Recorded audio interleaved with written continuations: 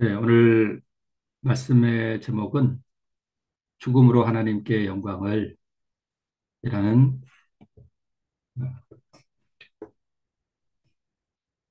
요한복음에 있는 본문을 통해서 우리 함께 말씀을 나누어 보도록 하겠습니다. 사도 베드로가 재판정에서 예수님을 부인하고 났을 때, 아, 그리고 용서하시는 예수님의 그 자비로운 얼굴을 봤을 때 베드로는 자신이 주님을 부인했다는 사실을 참 견딜 수 없었습니다. 그 후에 갈릴리 바다에서 우리 제자들과 함께 예수님을 다시 만났을 때에 예수님께서 베드로를 회복시켜 주시죠. 그때 예수님께서 베드로에게 한 질문을 우리가 잘 압니다. 네가 나를 사랑하느냐? 라는 예수님의 질문에 대해서 베드로는 내가 주를 사랑하는 줄 주께서 아시나이다 라고 대답을 합니다. 제자들이 밤새 바다에서 고기잡이를 할 때 바닷가에서 밤새도록 그들을 지켜보시며 서 계셨던 주님께서 그들을 위하여 친히 모닥불을 피우시고 조반을 준비하셨던 그 장면을 우리가 생각할 때에 아, 참 어머니같이 다정스러운 참 무한히 자비로우신 우리 예수님의 그 성품을 우리가 생각하지 않을 수가 없습니다. 내가 나를 사랑하느냐라는 질문을 하신 이후에 세 번을 물으신 이후에 예수님께서 베드로에게 하신 말씀이 이렇습니다. 젊어서는 내가 스스로 띠띠고 원하는 곳으로 다녔거리와 늙어서는 내 팔을 벌리리니 남이 내게 띠띠우고 원치 아니하는 곳으로 데려가리라라고 말씀하셨습니다. 사실 예수님의 이 말씀은 베드로가 어떠한 죽음으로 그의 처후를 맞을 것인지에 대한 개인적인 예언의 말씀이었습니다.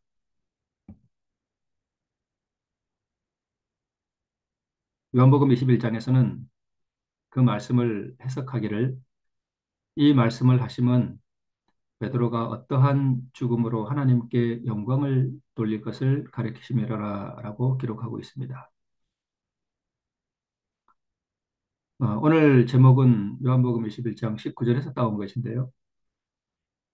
죽음으로 하나님께 영광을 이라는 글귀가 며칠 전 말씀을 읽다가 제 눈에 들어와서 제가 이것을 본문으로 삼아봤습니다. 죽음으로 하나님께 영광을. 베드로는 그날 주님을 부인했던 것에 대해서 심히 양심의 가책을 많이 받았습니다. 예수께서는 이미 베드로를 용서하셨으나 베드로는 자기 자신을 평생 용서할 수가 없었습니다. 예수께서는 그를 사랑하셨으나 베드로는 평생 자신을 미워했습니다. 자신의 죄를 미워한 것이죠. 우리는 이 짧은 두 문장 속에서 성화가 무엇인지에 대해서 우리는 깨달을 수 있습니다. 베드로는 은혜 가운데 살았으나 그는 평생토록 자신을 용서할 수 없었고 자신의 죄를 미워하는 생애를 살았습니다. 우리는 그것을 성화라고 표현할 수도 있겠습니다.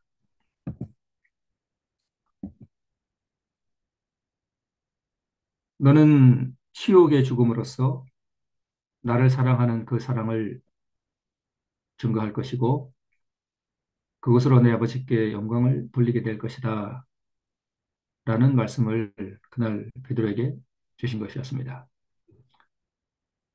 베드로는 예수님의 말씀을 통해서 자기 자신이 어떠한 죽음을 죽을 것을 알고 있었습니다. 그것은 바로 십자가에서 죽는 죽음이었습니다. 그러나 베드로는 그것으로 인해 낙담하지 않았습니다. 그는 죽음으로 하나님께 영광을 돌리게 될 자신의 운명에 대해서 거부하지 않았습니다. 그날 갈릴리 바닷가에서 예수님을 만난 이후에 베드로의 마음과 예수님의 마음은 풀어질 수 없는 사랑의 끈으로 매어버렸습니다. 사도 베드로가 세 번의 선교 여행을 마친 다음에 예루살렘으로 돌아갈 때의 사건을 이렇게 기록하고 있습니다. 보라 이제 나는 심령의 매임을 받아 예루살렘으로 가는데 저기서 무슨 일을 만날는지 알지 못하노라. 오직 성령이 각 성에서 내게 증거하여 결박과 환란이 나를 기다린다 하시나 나의 달려갈 길과 주 예수께 받은 사명 곧 하나님의 은혜의 복음 증거하는 일을 마치려 하면은 나의 생명을 조금도 귀한 것으로 여기지 아니하노라라고 기록하고 있습니다. 다메섹에서 예수님을 만난 이후에 사도 바울의 생애는 오직 그분만을 향한 사랑으로 살아가는 순결한 생애였습니다. 참 많은 결박과 환란이 그를 또 기다린다고 성령께서 그에게 말씀하셨지만 그는 자신의 생명을 조금 더 귀한 것으로 여기지 않는다라고 우리 주님을 향한 자신의 순결한 사랑을 고백했습니다. 지금도 있는가 모르겠습니다만은 TV 동물농장이라고 하는 그런 프로그램이 있었다고 합니다. 제주도 남쪽에 보면 마라도라고 하는 조그만 섬이 하나 더 있는데요. 그 마라도에서 어, 갯바위 위에서 비가 오나 눈이 오나 파도가 치나 늘 자기를 떠나간 주인을 그리워하며 살아가는 어떤 한 개의 이야기가 있습니다. 이 마라도 갯바위 위에는 이런 누렁이 한 마리가 1년이 넘도록 계속 그 자리에 앉아서 누군가를 기다리는 듯한 모습을 어, 보였습니다.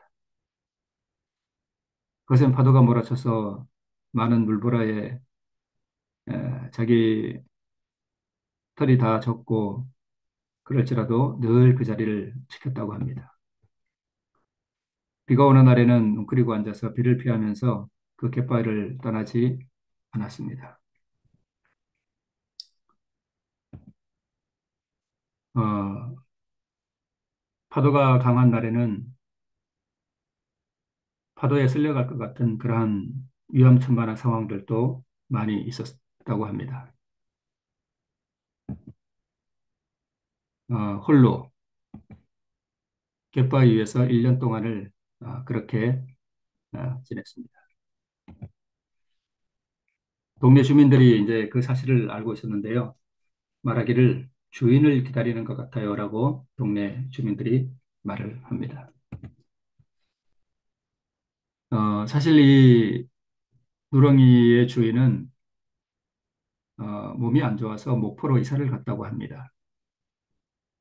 근데 개를 데려갈 수 없는 상황이었는지 개를 그냥 버려두고 그냥 이사를 가버렸던 것으로 보입니다.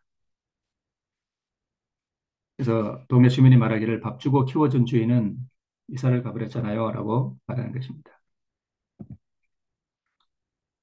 동네 사람들이 이 누렁이가 불쌍해서 밥도 갖다 주고 좀 데려다가 키우려고 했지만 이 누렁이는 어떠한 사람이 자기에게 와도 그것을 허락하지 않았습니다. 밥을 가지고 와도 사람이 다가오면 멀리 도망갔다가 밥을 놓고 가면 나중에 와서 밥을 먹고는 했습니다.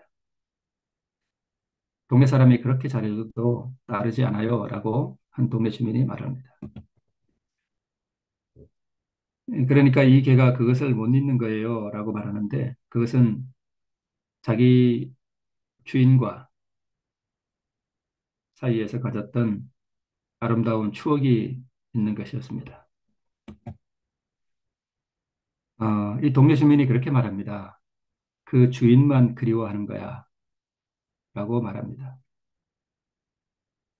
그러니까 이 강아지의 생각 속에는 오직 그의 주인만이 자리하고 있고 오직 그 주인만을 그리워하고 있고 어떤 사람이 자기에게 다가오는 것도 허용하지 않는 그런 모습입니다. 신앙이라는 게 무엇일까요? 신앙, 그 독점적인 사랑의 관계. 아가서 4장 12절에는 나의 누이, 나의 신부는 잠근 동산이요, 덮은 우물이요, 봉한 세미로구나 하는 말씀이 있습니다. 그 어떤 타인에게도 문을 열지 아니하고 오직 구별된 한 인격자에게만 모든 것을 허용하는 그 순결한 사랑의 독점적인 관계를 이 아가서 4장 12절에서는 나의 누이 나의 신부는 잠근 동산이요 덮은 우물이요 봉한 세미로구나라고 기록하고 있는 것입니다. 오직 구별된 자에게만 죽음으로써 마음을 바치는 것. 베드로는 그날 자신을 용서해 준 그 예수님에게 온통 그의 마음을 다 바쳤습니다. 그리고 그는 자신의 죄를 미워했고 또 우리 예수님의 용서하시고 회복시켜 주시는 그 사랑으로 인해서 그는 자기가 십자가에서 죽을 것이라고 하는 것을 알면서도 그런 낙담하거나 괴로워하지 않고 죽음으로 하나님께 영광을 돌리게 됩니다. 잠근 동산으로 들어가는 울타리의 문을 열 수 있는 그 열쇠가 오직 사랑하는 한 사람에게만 있음을 의미하는 것이고요. 덮은 우물 봉한샘이란 주인 외에는 어떠한 누구에게도 열려질 수 없다는 것입니다.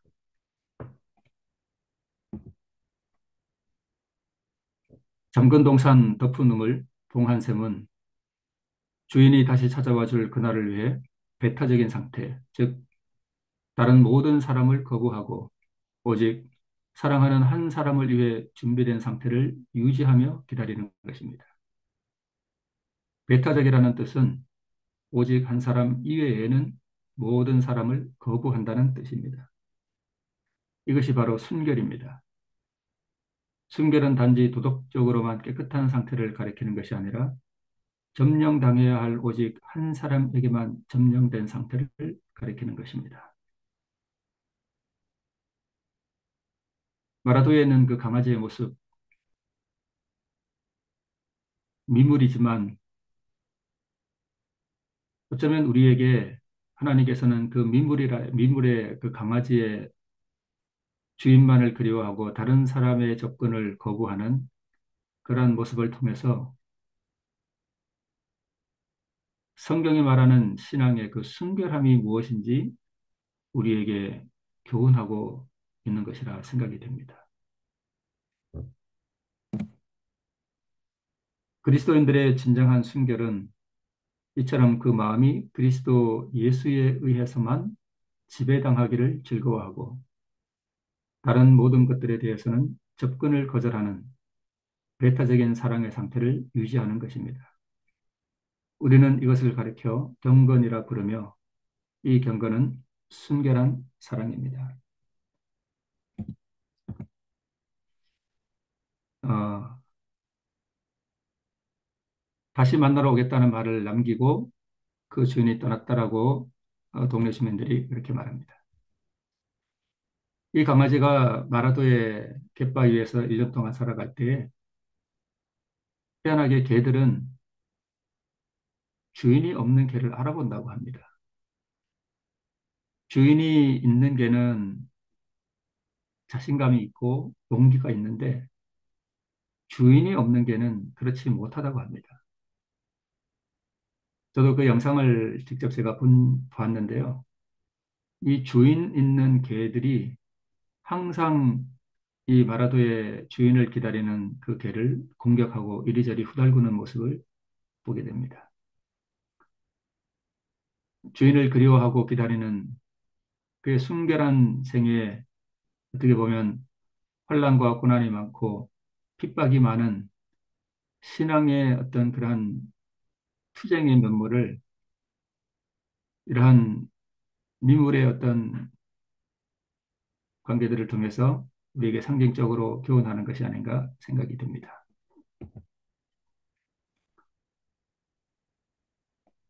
그 날카로운 바위를 이리저리 도망다니다가 아, 발이 찢겨져서 피가 흐르는 모습도 보입니다. 무엇이 이 강아지로 하여금 갯바위에서 비가 오나 눈이 오나 또 다른 개들에 의해서 많은 어려움을 당하고 쫓겨다님에도 불구하고 계속 그 자리를 지키는가? 그것은 전에 그 주인과의 행복했던 바로 그 갯바위 위에서의 추억 때문이라고 어, 그 영상의 제작자들이 해설하고 있습니다. 노부부와 함께 했던 아름다운 추억. 이 할아버지가 늘 그 갯바위 위에 와서 낚시를 했다고 합니다. 그러면 이 강아지도 그 곁에 따라와서 할아버지가 낚시를 하는 동안 그 바위 위에서 이 할아버지와 함께 지냈다고 합니다. 강아지가 그 갯바위 위를 떠나지 않는 이유는 바로 그 할아버지와의 아름다운 또 행복한 추억 때문이었습니다. 그 따뜻한 순간을 기다리고 있는 건 아닌지라고 나레이션하고 있습니다. 베드로는 자신의 죄를 미워하고 오직 예수님만을 사랑하는 더 이상 자신도 믿지 아니하고 자신을 용서하시고 은혜 베풀어 주신 오직 그 한 분에게 모든 것을 바칩니다. 자신의 가장 소중한 것, 바로 그 생명을 그 주님께 드림으로 그런 하나님께 영광을 돌렸던 것입니다.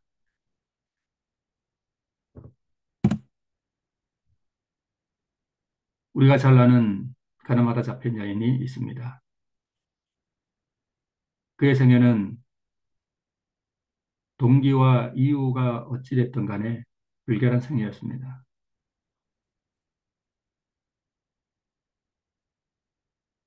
사람들이 이 여인을 예수님에게로 끌고 왔을 때 예수님께서 이 여인을 용서하시고 가서 다시는 죄를 범치 말라고 하신 그 자비로운 음성을 들었을 때에 이 여인의 삶이 변화되었습니다. 이제 나도 너를 정죄하지 아니하노니 가서 다시는 죄를 범하지 말라고 하시는 희망의 참 말씀이 그의 귀에 들려왔습니다. 그는 마음에 깊은 감동을 받았습니다. 그는 예수님의 발 앞에 엎드려 고마운 사랑의 마음으로 흐느껴 울면서 뜨거운 눈물로 자신의 죄를 고백하였습니다. 이것은 그에게 순결과 평화의 생애, 하나님께 봉사하기 위하여 바쳐진 새 생애의 시작이 되었던 것입니다. 어쩌면 이 여인의 마음과 베드로의 마음이 같다고 볼 수도 있습니다. 순결함과 평화의 생애, 자신의 죄를 고백하고 이제 이후로는 오직 자신의 모든 삶과 시간들이 하나님께 봉사하기 위해 바쳐진 새로운 생애의 시작이 되었던 이 여인의 삶과 죽음으로 하나님께 영광을 돌리게 될 것이라고 하는 예수님의 예언의 말씀을 듣고도 낙담하지 아니했던 베드로, 오직 그분에게 자신의 모든 것을 헌신하고 바칠 수 있는 베드로의 마음, 오직 한 분에게만 자신의 순결한 사랑과 충성을 바치는 그 아름다운 생애, 그것을 가능하게 했던 우리 예수님의 아름다운 성품의 모습이 두 사람의 모습을 통해서 우리에게 비춰오고 있습니다. 구약 성경에 보면 무비보셋이라는 사람이 있습니다. 그는 사울의 손자였고 요나단의 아들이었습니다. 다윗의 품성을 알고 난 다음 다윗을 열렬히 사랑하게 되었는데요. 왕의 찬탈자라는 오해를 품고 숨어 살았었는데요. 다윗이 요나단과의 언약을 생각하고 이 무비보셋을 찾아옵니다. 자기가 죽을 줄 알았으나 다윗의 은혜를 입어서 재산을 다 찾고 사울의 종이었던 시바와 그 아들들과 종들이 이 무비보셋을 공개하게 합니다. 전에는 다윗을 두려워했고 무서워했으나 또 증오했으나 다윗의 품성을 알고 난 다음에는 다윗을 열렬히 사랑하는 사람으로 바뀌게 됩니다. 아,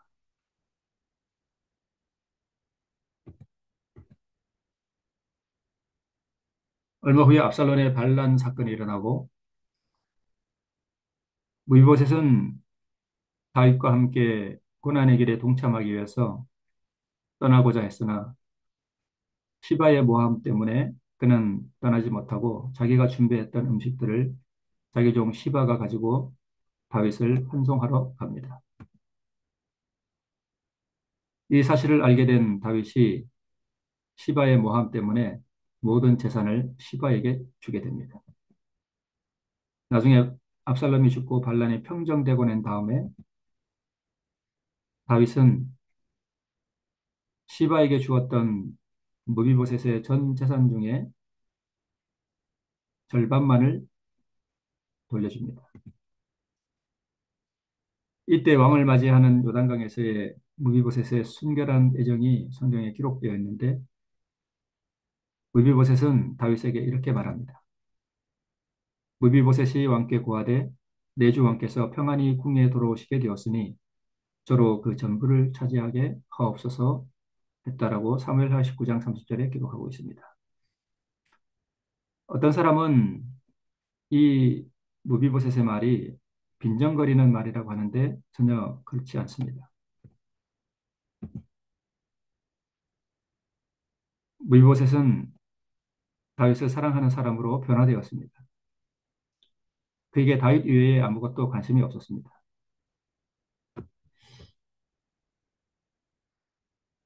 동네 주민이 말한 그 개, 그 주인만 그리워하는가. 베드로가 부인과 수치를 예수님을 부인함으로 말미암아 그의 예수님에게 수치를 안겨들었던 것을 이제 죽음으로 그분께 영광을 돌려드리는 베드로의 모습을 우리는 보게 되는데요. 오직 주인만 그리워하고 주인만 사랑하는 베드로의 마음, 네. 그것은 생명을 바칠 만한 대상이었습니다. 모든 것을 잃어도 행복의 대상이 되는 인격, 오직 다윗 왕이 평안히 궁에 들어오시게 되었으니 서로 그 전부를 차지하게 없어서라는 무비보셋의 말은 저는 재산에도 관심이 없고 그 어떤 것에도 저는 관심이 없습니다. 나는 오직 왕만 내가 배울 수 있다면 나는 그것으로 행복하고 만족할 수 있다라고 하는 말이었습니다. 모든 것을 잃어도 행복의 대상이 되는 그 인격을 가진 무비보셋. 그것은 다윗이 표상하는 예수님을 향한 순결한 생애가 무엇인지를 우리에게 가르쳐주고 있습니다. 용서하시는 은총에 대한 감사로 시작된 순결한 생애, 가늠하다 잡힌 여인은 바로 베드로나 또는 무비보셋이나 마찬가지로 용서하신 예수님의 그 아름다운 모습, 그 영광의 모습을 통해서 오직 그분에게만 자신의 사랑과 순결과 충성을 드리는 그러한 사람으로 변화되었던 것입니다. 그분과의 아름다운 추억을 만드는 어떠한 환난과 고난이 와도 우리가 예수님과 함께 날마다 순간마다 했던 그 아름다운 추억 때문에 어려움과 고난 가운데서도 그 예수님의 용서하시는 사랑과 그분과 함께 했던 아름다운 행복한 추억 때문에 오직 그분에게만 자신의 순결한 사랑과 또 충성된 마음을 드릴 수 있는 생애가 되기 위해서 오늘 하루 우리 예수님과 아름다운 추억을 만드는 하루가 되기를 소망합니다. 기도하겠습니다. 하나님 아버지, 우리가 예수님을 믿고 신앙을 한다는 것이 예수님 이외에는 그 어떤 것으로도 만족을 누릴 수 없고 오직 주님만을 향하여 나의 아름다운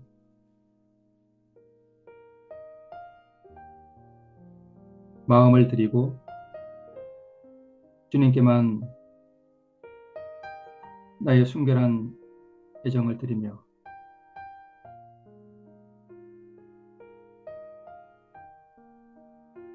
주님께만 나의 모든 사랑과 그리움을 바치고 주님 이외에 그 어떤 것도 거부하는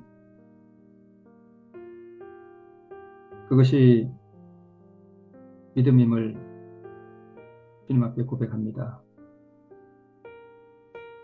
이제 또 오늘 하루의 생애를 살아갈 때에 늘 주님만을 생각하고 그리워하며 주님께 나의 모든 애정을 드리며 주님과 함께 동행하는 아름다운 추억을 오늘도 쌓아가는 하루가 될 수 있도록 우리의 손을 잡으시고 우리를 주님의 뜻대로 인도해 주시기를 바라오며 예수님의 이름으로 기도합니다.